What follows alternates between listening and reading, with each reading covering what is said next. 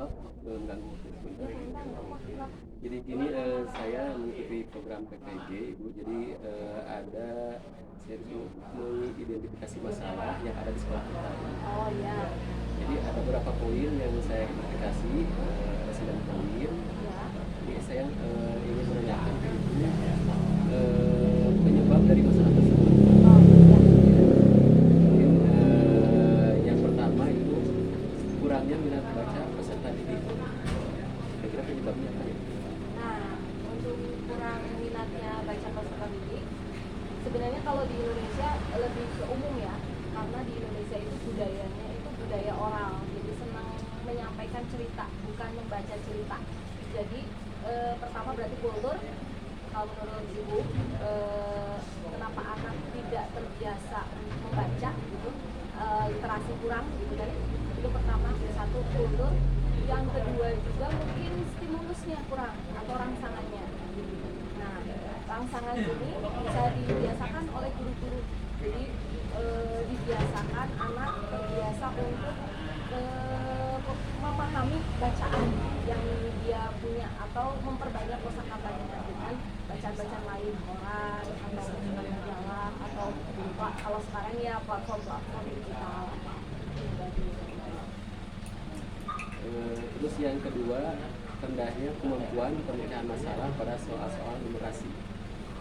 Ya, itu juga karena tadi terkait dengan literasi, tidak terbiasa membaca, maka akan menyangkut ke numerasi. Yang membaca tulisannya aja sulit, apalagi dalam pemecahan masalah yang berkaitan numerasi. Pasti itu menyangkut ke sana. Jadi ya, pertama itu kultur, dan kedua juga faktor apa ya? Kayak memang terbiasa diberi jalan mudah anak itu. Jadi ketika ada anak, kan kita terbiasa ya dulu waktu sekolah gitu kan, ada cara singkat gitu mengerjakan sesuatu. Nah itu juga membiasakan anak itu jadi malas untuk berpikir, jadi seolah-olah semua itu ada cara singkatnya, padahal tidak selalu cara singkat itu diperlukan dalam sebuah pemecahan masalah, terutama hal-hal yang berkaitan dengan logis, matematis gitu kan. Nah, itu mungkin itu aja, karena pembiasaan dari awalnya dulunya terbiasa dengan hal-hal yang mudah, maka kita nggak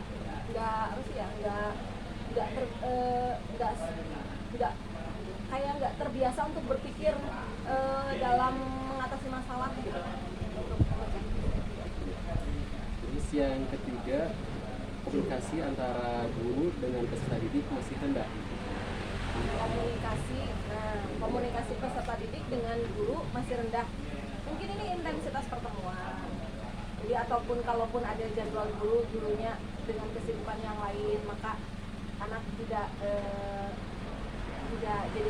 terjalin komunikasi, atau komunikasinya hanya saat pembelajaran saja. Jadi anak tuh tidak merasa dekat dengan guru. Jadi seolah-olah segan dan sebagainya, mau bertanya sulit gitu. Jadi ini hanya masalah komunikasi, intensitas, dan mungkin ada budaya juga ketika mau bertanya dengan guru takut segan ataupun apa gitu. Nah, makanya kita harus membangun sebuah hubungan dengan guru, ada rasa hormat, ada rasa respect, tapi kita juga merasa dekat. Nah, merasa dekat berarti kita tuh merasa dibutuhkan sama siswa.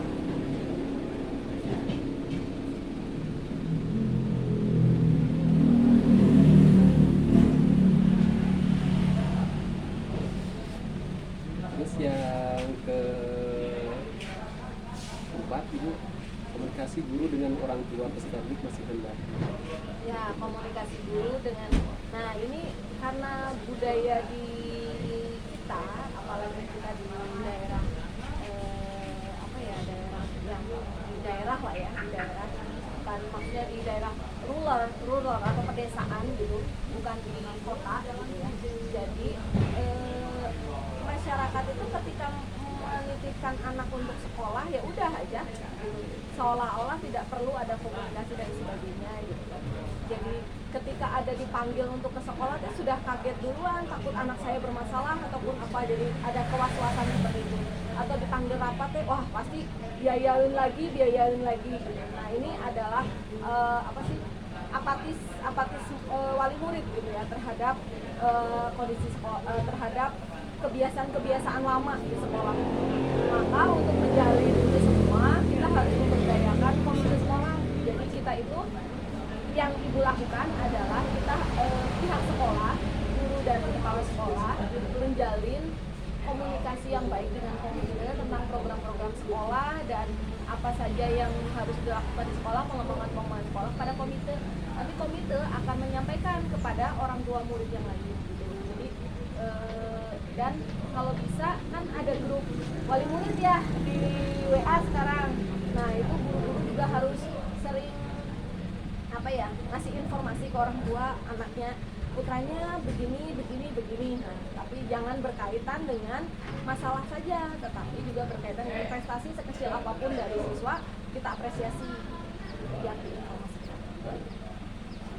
Terus poin yang nomor 5 itu kurangnya perhatian orang tua terhadap anaknya dalam perkembangan sekolah.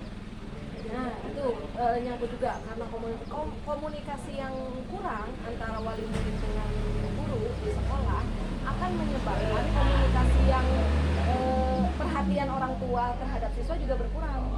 Jadi seolah-olah sekolah itu hanya urusan guru dan siswa aja sekolah, padahal orang tua itu adalah faktor pendukung utama dalam keberhasilan pendidikan siswa. Nah rata-rata karena di pedesaan itu seperti itu cara berpikirnya. Maka untuk itu yaitu kita harus membuat kesadaran kepada orang tua siswa agar bahwa keberhasilan pendidikan putra putri bapak ibu semua itu adalah dukungan dari orang tua utamanya. Itu saya selalu menekankan hal tersebut setiap rapat dengan wali murid, dan ada kesempatan apapun bertemu dengan wali murid akan menekankan bahwa bapak ibu mohon perhatiannya untuk putra putrinya dan sebagainya, karena itu perhatian orang tua itu akan menumbuhkan sikap mental pada diri siswa untuk merasa lebih baik lagi dalam setiap pembelajaran. Terus poin yang nomor 6, guru belum maksimal dalam menggunakan model pembelajaran inovatif. Ini berkaitan juga dengan wawasan ya, wawasan, pengetahuan, pengalaman, dan kebanyakan kalau guru yang jam terbangnya lama, dia kan banyak pengalaman, pasti otomatis dia akan tahu model-model, pembelajaran dan sebagainya, atau dia ikut komunitas guru, misalkan sebagai MP atau ikut pengembangan diri, ikut diklat, ikut apa itu. Nah, salah satunya Pak Endra ini ikut PPG, itu salah satunya menambah wawasan dan pengetahuan dalam terkait model-model pembelajaran. Nah, kenapa belum itu?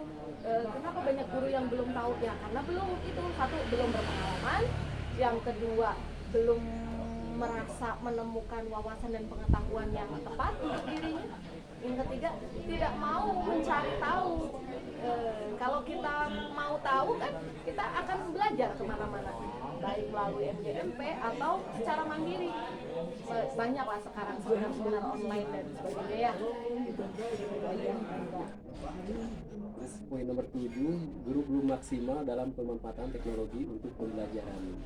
Nah, untuk teknologi karena sekarang adalah eranya era digital, mau tidak mau teknologi itu harus digunakan dulu dalam proses pembelajaran.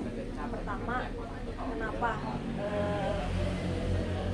Pertama faktornya faktor akses ya. Tidak semua guru memiliki akses dalam teknologi, mungkin karena keterbatasan kepemilikan, sekolah yang terpencil dan sebagainya.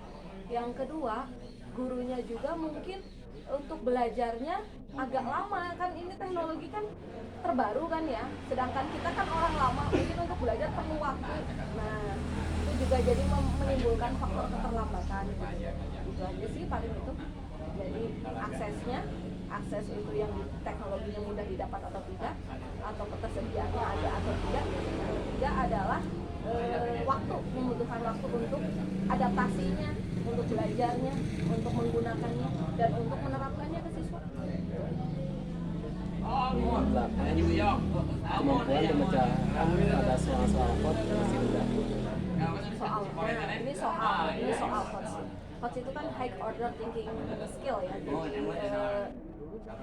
pengetahuan cara berpikir tingkat tinggi, cara berpikir. Kalau kita cara mengajarnya nggak HOTS, nggak mengacu kepada high order thinking skill, ya soalnya nggak mungkin bisa HOTS.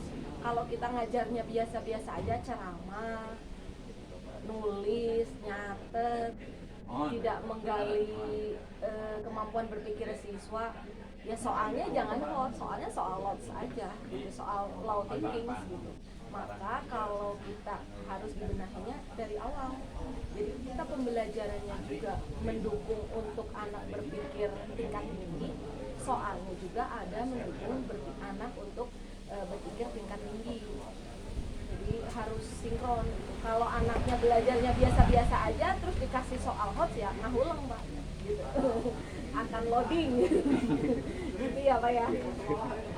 Terus yang terakhir 9, Ibu, kesulitan memotivasi peserta didik pada mata pelajaran matematika. Nah, ini karena sikap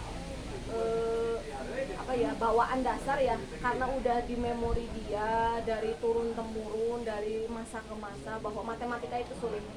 Jadi dari paradigma itu tersugesti dengan pandangan bahwa matematika sulit. Jadi ketika ada pelajaran matematika yang dipikirkan sulit, maka yang terjadi akan ada kesulitan.